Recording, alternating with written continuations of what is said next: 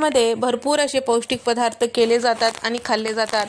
वेगवेगळ्या प्रकारचे लाडू वगैरे केले जातात आणि वेगवेगळ्या प्रकारचे शिरा वगैरे केले जातात। तर आज आपण असाच मस्त असा चवीचा बदामाचा शिरा पाहणार आहोत, साध्या आणि सोप्या पद्धतीने। मुलांना आणि मोठ्यांना सगळ्यांना आवडेल या पद्धतीने। साधी सोपी रेसिपी आहे। तर नेहमीच्या बदामाचा शिरा जर तुम्ही या पद्धतीने करताल तर सगळ्यांना आवडेल। तर इथे मी चांगल्या प्रतीचे एक कपभर इतकं बदाम घेतलेले आहेत। बदाम घेते वेळेस छान असे टपोरे बदाम किंवा जाड असलेले बदाम घ्यायचे।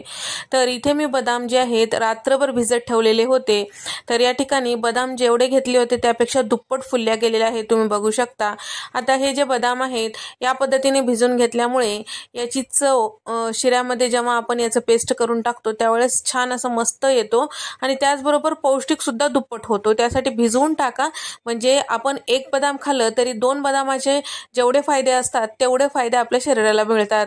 तर यावरची साल काढून इथे मी मिक्सरला फिरवून घेणार आहे आणि कपभर दूध यामध्ये टाकून घेतलेलं आहे। शक्यतो दुधाचा वापर करा, कारण इथे आपण पौष्टिक बनवत आहोत। थोडंसं जाडसर असं मिक्सरला फिरवून घेतलेलं आहे, अगदीच बारीक करायचं नाही। कुठे कुठे असे मोठे चंक्स बदामाचे असतील तर शिरा खाते वेळेस जाता खाली आल्यास मस्त चव लागते।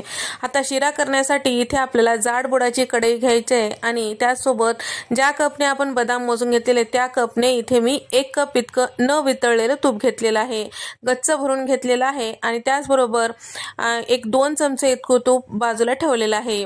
तर तूप वितळलं की यामध्ये 2 कप इतकं बारीक रवा टाकून घेतलेला आहे। शक्यतो बारीक रवा टाका, जर जाड रवा असेल तर मिक्सरला फिरवून टाका। तर या ठिकाणी आता रवा जे आहे कमी गॅसवर छान असं लालसर होईपर्यंत भाजून घ्यायचा आहे। रव्याचा शिरा शक्यतो छान लालसर होईपर्यंत भाजून घ्यायचा, म्हणजे शिऱ्याला रंग छान येतो आणि चवीला मस्त लागतो। या ठिकाणी शिल्लक राहिलेलं तूप सुद्धा इथे मी टाकून घेतलेलं आहे।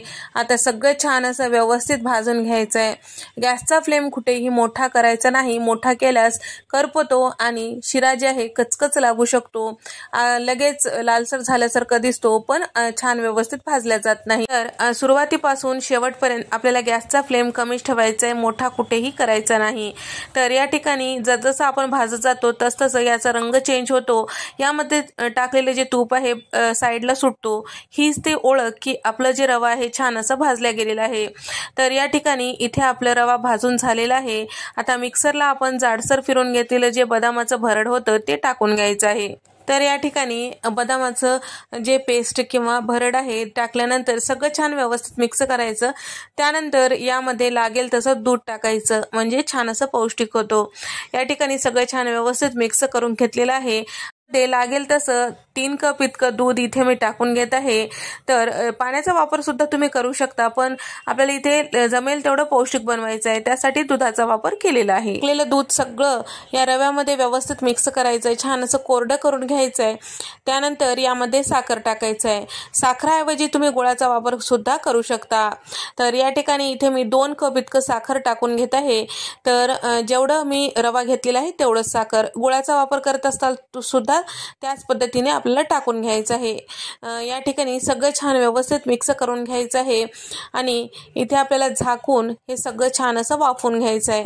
साखरेचा छान असं पाक तयार होईपर्यंत आणि साखर छान यामध्ये मिक्स होईपर्यंत वाफवून घ्यायचं आहे। साधारण 5 ते 6 मिनिटांसाठी आपल्याला झाकण लावून कमी गॅसवर वाफवून घ्यायचं आहे। तर या ठिकाणी साधारण 1-2 मिनिटांनंतर परत झाकण उघडून सगळं मिक्स करायचं आहे, म्हणजे एकसारखं छान असं वाफल्या जाते। त्यानंतर इथे आवडीप्रमाणे यावर ड्रायफ्रूट टाकू शकता, पण इथे बदामाचाच फ्लेवर देणार आहे त्यामुळे बदामाचे काप टाकून घेत आहे। साधारण 2 ते 4 बदाम ठेवलेले होते, त्याचे बारीक काप करून घेतलेले होते, ते सुद्धा यामध्ये टाकून घेतलेलं आहे। आता सगळं छान व्यवस्थित मिक्स केलेलं आहे। परत झाकण लावून साधारण 3 मिनिटांसाठी वाफवून घेतलेलं आहे। जेवढं छान वाफवून घेताल तेवढं रवा जे आहे छान दुप्पट फुलल्या जाते, चव सुद्धा मस्त येतो। या ठिकाणी इथे आपला बदामाचा शिरा तयार झालेला आहे। एकदा या पद्धतीने नक्की ट्राय करून पहा। व्हिडिओ आवडल्यास व्हिडिओला लाईक करा, चॅनलला सबस्क्राईब करा आणि तुम्हाला